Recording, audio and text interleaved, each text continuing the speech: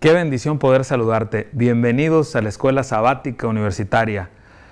Gracias por visitar nuestro sitio en la internet escuelasabaticauniversitaria.org. Recuerda que allí tenemos herramientas que te pueden ayudar en el estudio de la palabra. Voy a leer uno de los pasajes que aparecen en la lección de esta semana. Pues todos los que habéis sido bautizados en Cristo, de Cristo estáis revestidos. Una nueva vida, nuevos hábitos, una nueva perspectiva, una nueva visión es lo que tú y yo podemos tener en Cristo Jesús. Así que no te vayas, quédate con nosotros en la Escuela Sabática Universitaria.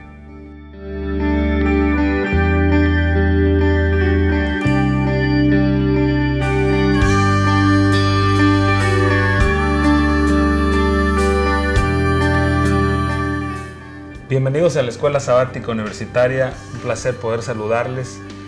Qué bendición poder estudiar la palabra de Dios. En esta ocasión daremos el repaso de la lección número 8 con un tema muy interesante, de esclavos a herederos.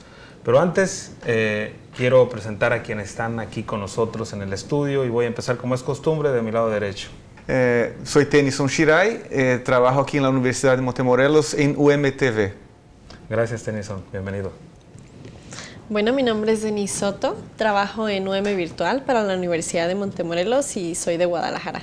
Bienvenida, Denise. Gracias. Hola, ¿qué tal? Mi nombre es Kevin Sapien, también soy de Guadalajara y también trabajo en UM Virtual. Bienvenidos, dos personas que de Guadalajara, originarios y del Brasil. ¿Qué te parece, Tennyson, si nos guías en oración antes de entrar de lleno al estudio de la palabra? Ok, lo hago en português? En português, fala em português. Ok, vamos orar em português.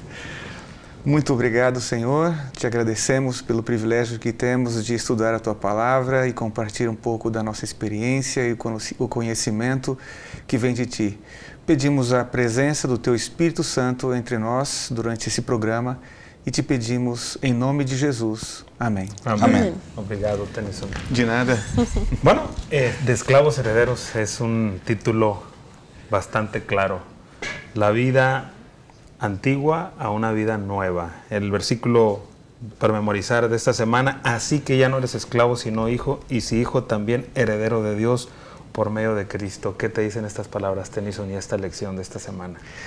Creo que el verso para memorizar resume todo, es un resumen de todo lo que vamos a hablar, ¿no? Aquí en esta lección. Una gran verdad que expresa la palabra de Dios y tiene que ver con un principio de esclavo, heredero. Hay una diferencia, ¿no? Tenemos que entender la diferencia entre esclavo y un hijo, un heredero, ¿no? Y solo quisiera mencionar esta diferencia y ya transportar a una otra verdad, a un otro principio que reina en ese mundo, que es un mundo de pecado, claro. Un reino de pecado aquí, ¿no? Y somos esclavos. O esclavo del enemigo o esclavo de Jesús. Exactamente. Sí, Kevin. Sí, precisamente era en lo que quería hacer como preguntas de esclavo de qué o de quién.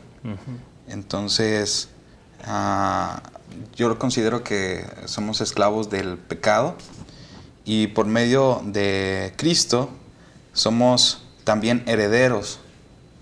Entonces quiere decir que vamos a ser como redimidos de ser esclavos a ser herederos. Sí, el título, bueno, la lección es muy claro, de esclavos herederos, pero la lección toca un punto muy interesante. Al inicio de esta semana, la vida de Lutero, antes y después, la frase muy conocida, si alguna vez un monje se pudiese ganar el cielo gracias al monasticismo, ese debería haber sido yo. Vivió una vida rigurosa, procurando mediante ayunos, vigilias y azotes someter los males de su naturaleza. Es decir, el ser humano por deseo quiere vivir una vida mejor. Y en ocasiones, pues, siguiendo lo que no debe, vive una vida de oscuridad, de dolor, de sufrimiento. Pero el Evangelio allí es donde aparece para colocar a cada uno de los que aceptan a Jesús en una posición mejor. Y eso es lo que habla el domingo, nuestra condición en Cristo. ¿Cómo vemos nosotros que hemos tenido el privilegio, la oportunidad de conocer el Evangelio? ¿Cómo visualizamos ahora la vida, Tennyson, Denise?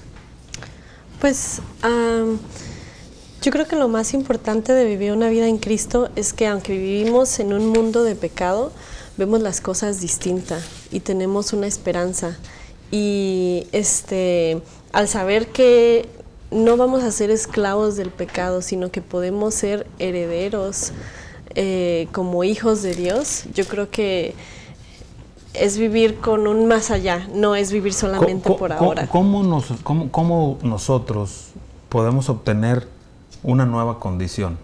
Y lo mencionamos aquí en el lunes. ¿A través del bautismo?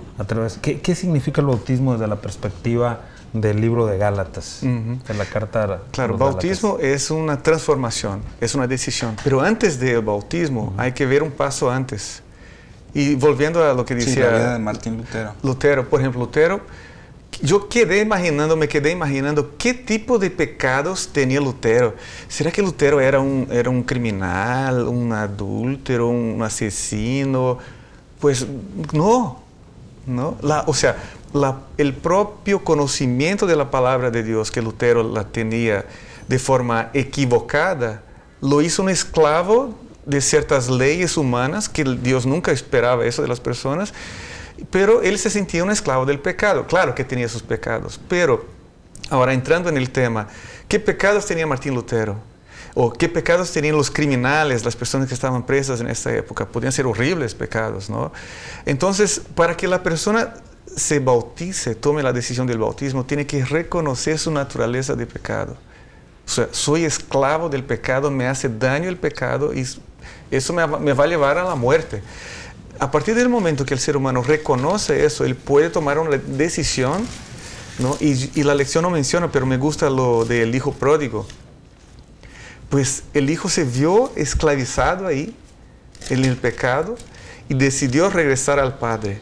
Cuando regresó al padre, ¿qué hizo el padre? Le cubrió.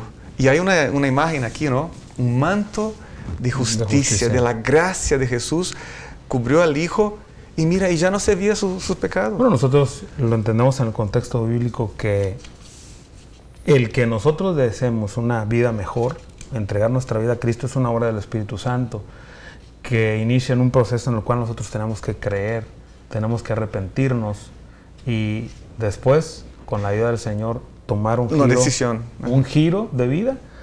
Y el bautismo es un reconocimiento público de que ahora pertenezco a Cristo. Pero la lección ahonda un poquito más acerca del bautismo. Romanos capítulo 6 lo menciona, es bastante interesante lo que presenta el versículo 1. ¿Qué pues diremos? ¿Perseveraremos en el pecado para que la gracia abunde? Y Pablo contesta la pregunta: de ninguna manera, porque los que hemos muerto al pecado, ¿cómo viviremos aún en él? Y entonces aparece el bautismo. Dice: ¿o no sabéis que todos los que hemos sido bautizados en Cristo hemos sido bautizados en su muerte? ¡Qué gran privilegio! El bautismo es un símbolo de muerte, un símbolo del morir al pasado, pero también, en vez de morir físicamente, Jesucristo murió por mí. Él murió mi muerte. Y a través del bautismo, cuando desciendo a las aguas, que eso es lo que significa bautismo, descender al agua. A veces pensamos que solamente es un poquito de agua en la frente, no es ser sumergido, es lo que bautizo significa. Uno muere y te levantas, así como Jesús resucitó. Uno se levanta para una nueva vida y ahora estamos totalmente conectados con Jesús. Y parece que ahí es la transformación de esclavo a hijo, ¿no? Y otra cosa que marca también la lección en la parte del domingo es que es un cambio radical, es en algunos casos un giro de 360 grados, ¿no? Hay personas que antes de conocer a Cristo llevaban una vida totalmente inadecuada, pero cuando descubren su condición pecaminosa y aceptan a Cristo, dan un cambio totalmente radical, en el sentido opuesto al que iban. Gálatas, perdón, Kevin, dice 3:27, pues todos los que habéis sido bautizados en Cristo, de Cristo estáis revestidos. Es decir, un manto protector, un manto protector. Pablo también presenta en Efesios capítulo 6 la armadura del cristiano. ¿Podemos estar blindados? Ya que es una palabra de moda en México, ¿verdad? Y en otros países, estar blindados. ¿Con Cristo estamos blindados? Sí, efectivamente. De hecho, la lección menciona que lo que es una realidad en Cristo también lo es en nosotros una vez que nosotros nos bautizamos. ¿Qué cosas vivió Jesús, nuestro Salvador, que nosotros podemos también obtener? Y podemos decir todo, ¿verdad? Pero algunas en específico que pudieran despertar en nosotros, pues no solo la esperanza, sino también el saber que podemos obtener victorias en áreas que a veces pensamos que no podemos obtener. Pues vivió tentaciones, vivió el hambre. Sí, Mateo vivió capítulo angustia. 4, ¿verdad? ¿Qué recuerdan de Mateo capítulo 4? No solo de pan vivirá el hombre, sino de toda palabra que sale de la boca de Dios. En realidad Jesús nació de mujer, ¿no? La palabra de Dios dice, o sea, se hizo hombre, el verbo se hizo carne. Sí, y nació con nosotros. Y habitó entre nosotros. O sea, tuvo las mismas tentaciones que nosotros tenemos. O sea, y hasta más. Y pues mucho peor, ¿no? Mucho peor. O sea, Dios, el Padre, en cierto momento le quitó totalmente, mira, está solo. ¿Cómo el cristiano puede obtener victorias sobre la tentación? Pues de acuerdo a lo que Cristo nos mostró, es en una comunión constante, diaria con Dios. No, nosotros por nosotros mismos nunca vamos a poder. Una entrega total. Sí, Kevin. Pues nosotros por nuestros propios medios es complicado. Es a veces sumamente difícil. En cambio, cuando estamos con Cristo, nosotros le dejamos esa parte a Él y Él es el que lleva las cargas por nosotros y es así como podemos salir adelante con las tentaciones y con los problemas, dándole toda esa parte a Él.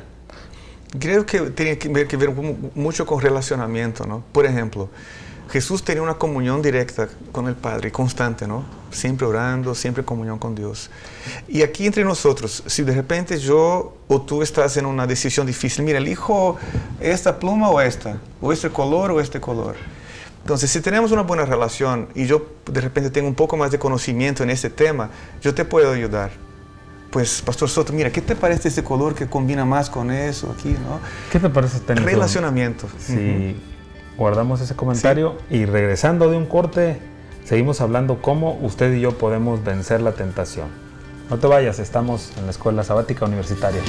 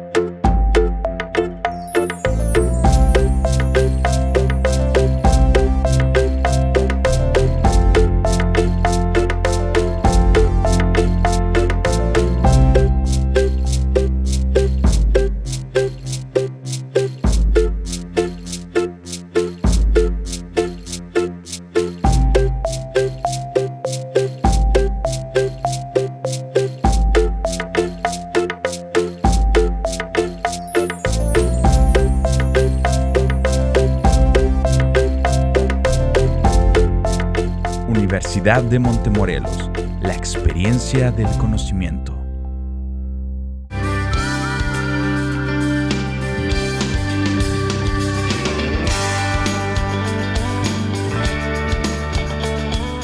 Gracias por permanecer con nosotros en la Escuela Sabática Universitaria.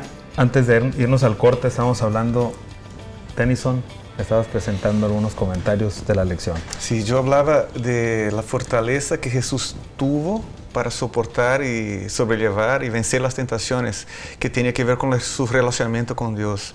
Entonces, si nosotros aquí podemos apoyar uno al otro, tú en tus debilidades, si soy tu amigo, te apoyo, y si tú me eres amigo, me apoya en mis debilidades, y ahí vamos venciendo, porque el tema de la hablamos, mira, tienes que tener un relacionamiento con Dios, con Cristo, que es tu amigo, pero eso es muy teórico.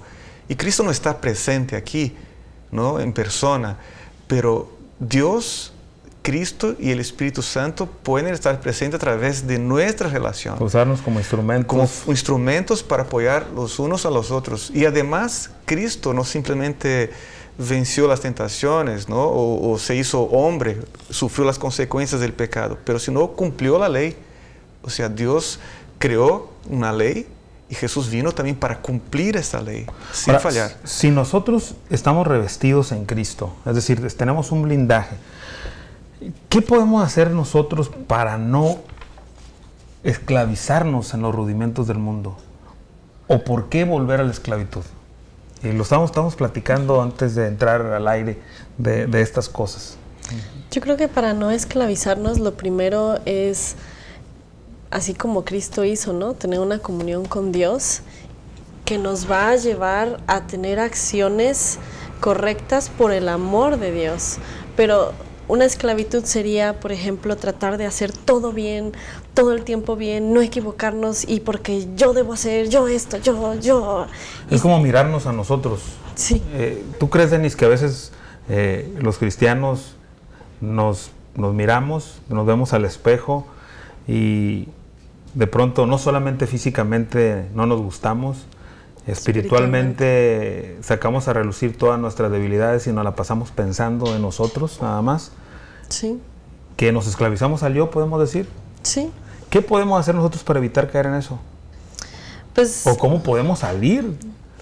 Pues yo pienso que no enfocarnos en el yo, sino enfocarnos en seguir adelante, siempre intentar mejorar un poquito, pero comentábamos un poco sobre el padre que ayuda al hijo a caminar y entonces está aprendiendo a caminar y se va a caer y se va a tropezar, pero va a seguir caminando hasta que vaya mejorando y ese es el punto de un cristiano, que vamos a seguir creciendo como cristianos, siendo mejores, pero no porque debo ser mejor, sino porque tengo el amor de Dios. Sí, la Escritura señala claramente que nosotros debemos de respetar los mandamientos. Esa es una manifestación de amor nosotros también hacia Dios. Pero también la Escritura menciona que somos pecadores. Y es más, si decimos que no somos pecadores, Juan lo menciona, dice, le hacemos al mentiroso y la verdad no está en nosotros. Ya no cumplimos. Él mismo presenta la solución, dice, si confesamos nuestros pecados, Él es fiel y justo para perdonar nuestros pecados, porque tenemos un mediador, que es Jesucristo. Y como tú bien mencionabas en la analogía, vas caminando, te tropiezas, el bebé de 1 año y meses, algunos casi los 2, ¿verdad? Uno quiere que caminen, los hijos al caminar entran a un nuevo mundo, es decir, empiezan a descubrir cosas que mientras los traemos cargados o los traemos en una carriola, pues nunca van a ver. Pero en el momento en que ellos empiezan a caminar, pues una nueva vida para ellos, y uno tiene que ayudarlos aunque tropiecen. Yo, bueno, acabo de imaginar otra analogía, ¿no? Si vemos a la ley como un espejo y si nos miramos ante la ley, pues vamos a empezar a ver todos los defectos que tenemos, ¿no? Vamos a ver que tenemos cicatrices o que tenemos algún tipo de defecto, porque la ley nos lo está mostrando, nos lo está señalando. Pero si en vez de mirar hacia la ley, miramos hacia Cristo y nos reflejamos en Él, pues, y nosotros vamos a tratar de reflejar lo que vemos en Cristo, ¿no? Y en Cristo Él vino a reclamarnos y a pagar el precio, ¿no? El precio de la ley, del pecado, errores, ¿no? Y entonces, en vez de ser un reflejo de la ley, vamos a ser un reflejo de Cristo. Y por consecuencia, vamos a obedecer la ley. Pero ya no vamos a estar bajo la ley o vamos a ser juzgados bajo la ley, sino al aceptar a Cristo, Él toma ese lugar. Es como aquí nosotros en México y en otros países de Latinoamérica, bueno, alrededor del mundo, la gente les gusta el fútbol, soccer. Donde quiera que vas, Es más, puedes empezar una conversación con qué equipo le vas, ¿verdad? Es como si a veces nosotros nos pusiéramos la camiseta, ¿verdad? Que dice ley. Y esa es la que, con esa solo vivo, ¿verdad? Y ando al pendiente de todo lo que marca la ley. Pero si nosotros hemos sido revestidos, hemos cambiado de camiseta, ahora debe ser Jesús. Y cuando traemos la camiseta de Jesús, pues yo siempre he pensado que todas las cosas caen en su lugar. Todo cambia, ¿no? Y entonces hay amor, hay respeto. Estoy viviendo en Cristo. Sí, y jamás pensar que la ley es algo malo, ¿no? Porque la ley es pesada, pues. Ahora, ¿quién de nosotros despierta en la mañana? Porque hay un mandamiento que dice no matarás, ¿no? Entonces, de esta mañana me desperté, ay, qué ganas de matar, qué ganas. Pues, no, ¿verdad? Pero hay una otra ley que dice no codiciar. Y de repente esta es, pues, qué ganas de codiciar. Tal vez, ¿no? Esa es más fácil, este mandamiento es más fácil, ¿no? Codiciar. Pero en ningún mandamiento de la palabra de Dios es malo, ninguno. Pero guardar el sábado, pues qué pesado, no puedo trabajar, no puedo. Pues qué mejor que no trabajar, ¿no? Entonces la ley de Dios es una ley de amor, pero a veces nosotros la convertimos en algo duro, pesado y difícil. Pero tiene toda razón, la gracia, porque mira, no podemos cumplir 100% la ley de Dios, pero la gracia viene y de Jesús cubre todo, porque Jesús cubrió la y es maravillosa. Entonces que la ley tiene una relevancia tal y como la presentan las Escrituras, de bienestar forma, para nosotros. Exactamente, pero la gracia viene. ¿Cómo podemos hacerle nosotros en la iglesia? Asistimos algunos, pues somos adventistas del séptimo día, pero asistimos a diferentes iglesias. ¿Cómo nosotros podemos mostrarle a los miembros de iglesia y a los que no asisten a nuestra iglesia que estamos revestidos de Jesús? Hacerlos, bueno, yo desde la perspectiva en que, ¿cómo puedo yo ayudarte a ti, Tennyson? ¿Cómo puedo ayudarte a ti, Kevin, Denise, a que tu caminar hacia la patria celestial sea más fácil, siendo que yo estoy revestido de Cristo? Bueno, ya hablé mucho, pero pienso que tiene que ver con relacionamiento. ¿Una relación? Es una comunión con Dios. De manera, como decía Kevin, que lo que es Cristo, lo que es Cristo, eso nosotros vamos a transmitir. Es como si vas caminando del lado de Jesús, empiezas a hablar como Él, a decir las palabras, los gestos, todo como Él. Entonces vamos a reflejar a Cristo si estamos siempre junto a Él.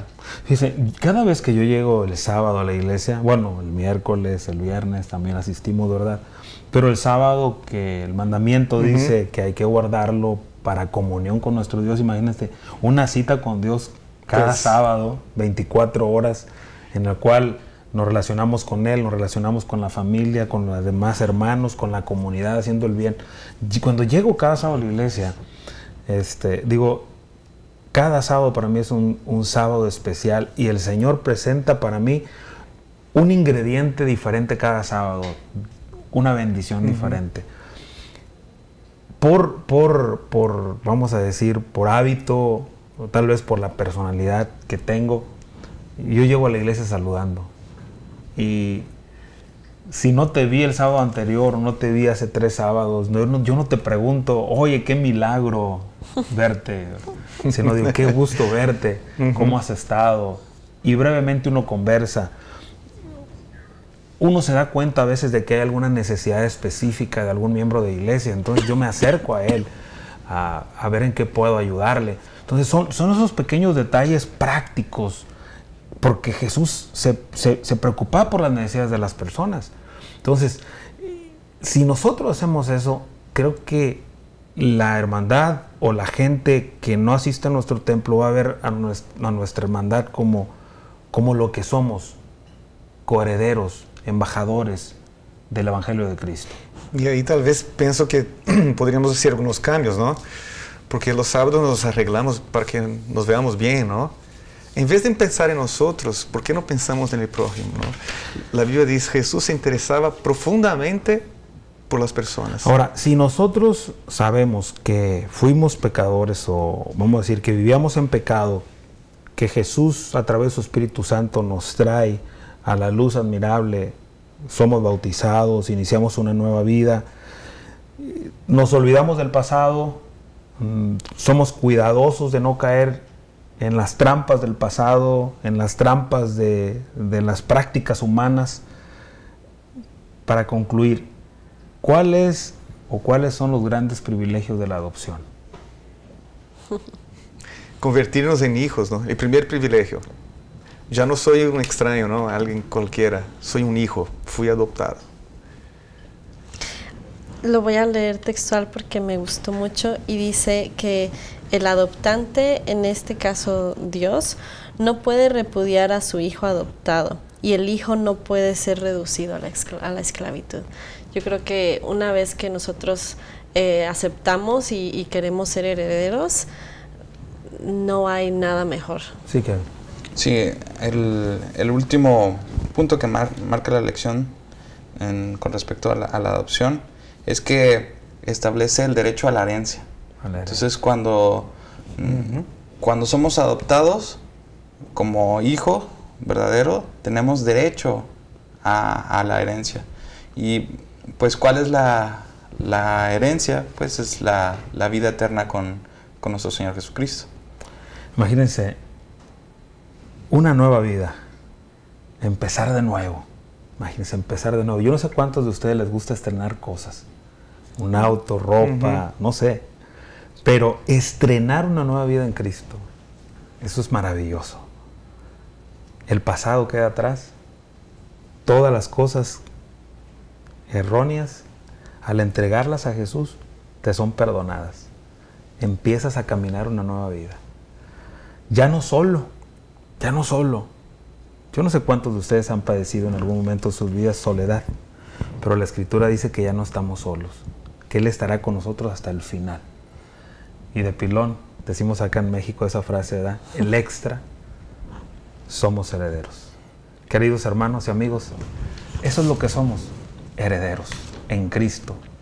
Así que tú y yo debemos prepararnos con su ayuda, con su amor, para estar con Él, no en el futuro, desde ahora, porque somos herederos de vida eterna y de muchos privilegios. Nos vemos la próxima semana. Que el Señor te bendiga.